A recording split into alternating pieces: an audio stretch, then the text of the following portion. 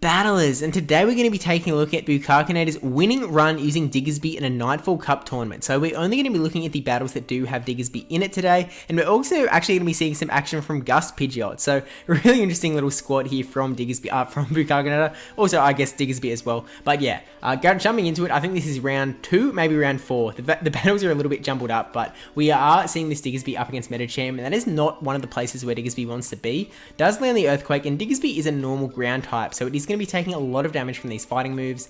Medicham does get to a move before Diggersby can get to this Fire Punch, but it is only a Power Up Punch, so Diggersby, because it is so tanky, is able to hang on, get this Fire Punch off. This Fire Punch isn't going to be enough to take out the Medicham, so just going to leave Medicham fairly weak, but I'm sure we'll see plenty more, a little more effective play of Diggersby later on in the battle. But seeing just that they can get so close to beating the Medicham with a normal typing is pretty impressive in its own right.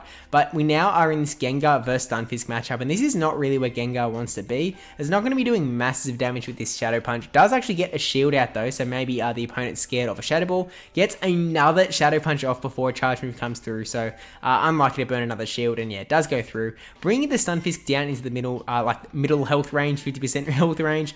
Rock Slide isn't actually going to quite take out the Gengar, but swapping into the Venusaur to keep Gengar around for later, maybe a sack swap or something, but they come in with the Frostlass. Now, because it is, usually a Frostlass would tie with the Venusaur, CMP tie, in which case the Venusaur would come out on top here because it had the energy advantage, but because it is a Shadow Venusaur, it could definitely play out a little bit differently, so we'll just have to wait and see how it does play out. So, actually, the fact that there's still a shield on the Venusaur side and Frostlass has no shields mean that it's probably GG's here. The Frenzy Plant does go through, takes out the Frostlass, and then just has to get to one more Frenzy Plant to take out the Galarian Stunfisk.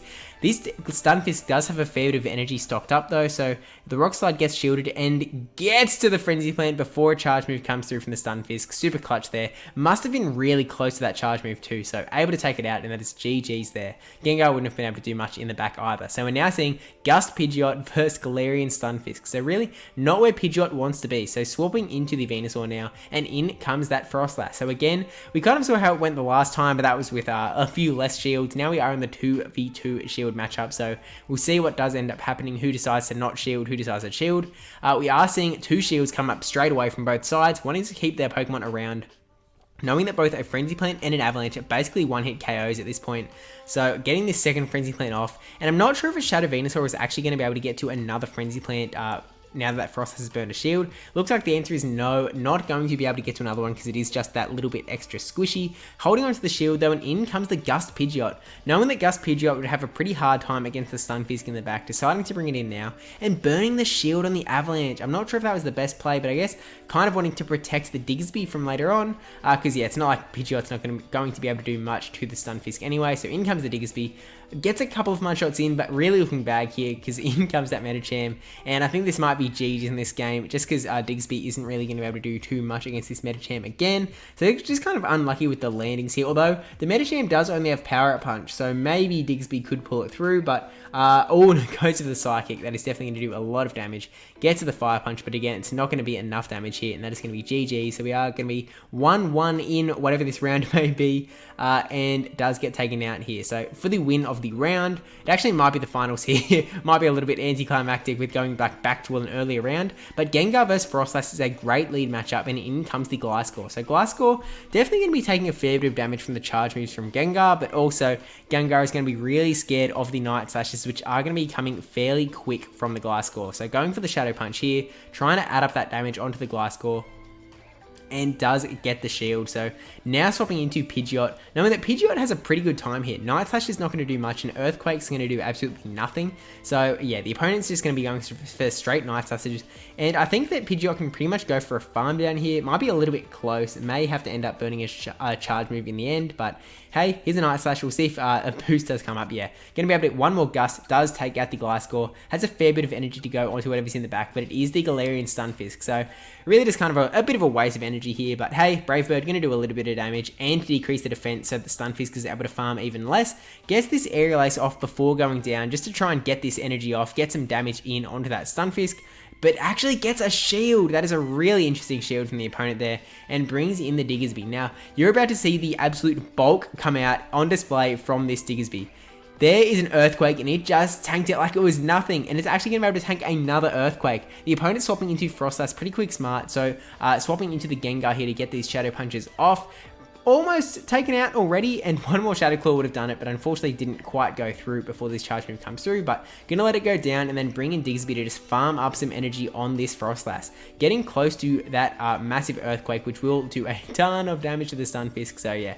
Going for the Earthquake now, and this is going to be GG's on the round. So going into another round in this tournament up against Big Dogs 96. Again, leading with the Gust Pidgeot into a Toxicroak. So this is a pretty good matchup just because Gust does so much damage. It is a little bit back and forth because it does have the normal typing, so it is getting a little bit of damage from the counters. But the opponent swaps into a Bombasnow. A Bombasnow is still going to be taking a lot of damage from this Pidgeot. The opponent might be in a real bind here and was not prepared to see a Pidgeot in the Nightfall Cup, as I mean, many of us were not prepared to see. But hey, here it is, and it is clearly doing some work. Able to gust away the Abomasnow.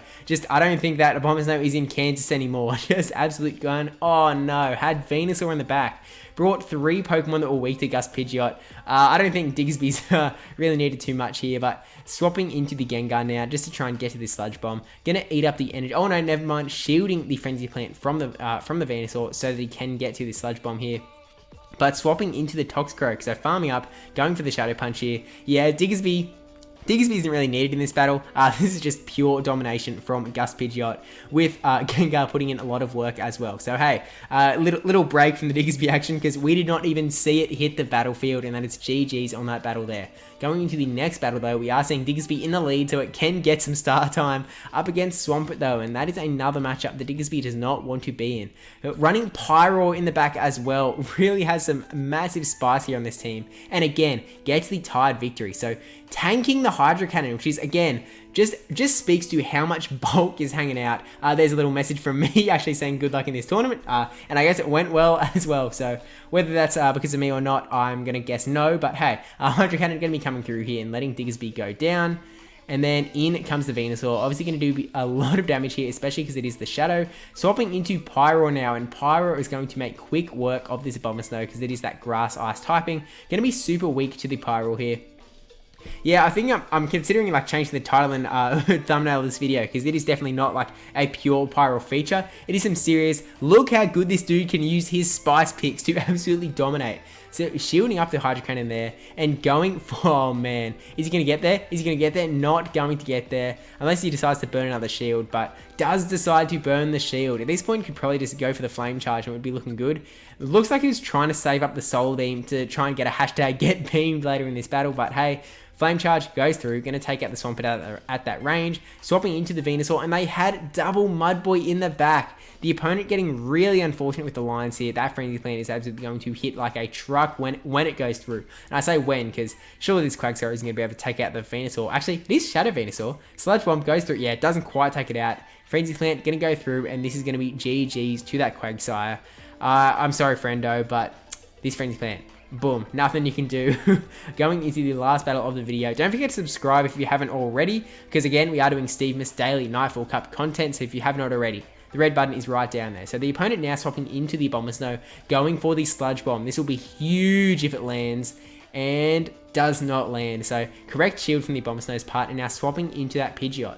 Pidgeot is a little bit scared of these Weather Balls, hoping that it was an Energy Ball, but yeah, it was a Weather Ball. He's going to be able to tank it, and actually could gust down. Actually, no. Weather Ball going to come through here. So going to burn a shield, and then the Abomasnow will be taken out by the gust that went through. Oh, going for a charge move. I'm not sure if that was necessary. Maybe a little bit cold feet, or maybe it was a CMP tie sort of deal, but he's going to take out that Abomasnow, and then in comes the Blaziken. Gets one gust off, and you can see how much damage that did. Absolutely insane. Brings in the Gengar. Shadow Claw is going to be doing a lot of damage.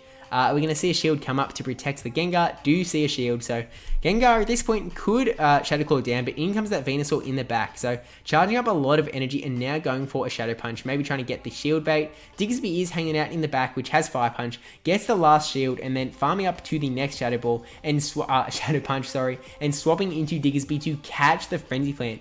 He's going to be able to tank it because again, it is so bulky. You can pretty much tank like I don't know if there's a move in this game that Diggersby can't tank. I'll probably have to like look into that, see if there is one, because really seems like a really good third shield. Gets the Fire Punch onto Venusaur, doesn't quite get to another one, and gets the Shadow Punch CMP tie on the Venusaur in the back, and that is going to be GG's on this battle. So yeah, let me know what you think about Diggersby. I feel like we didn't really, I mean, there's still Blaziken, but yeah, Shadow Claw down, it's going to be GG's there.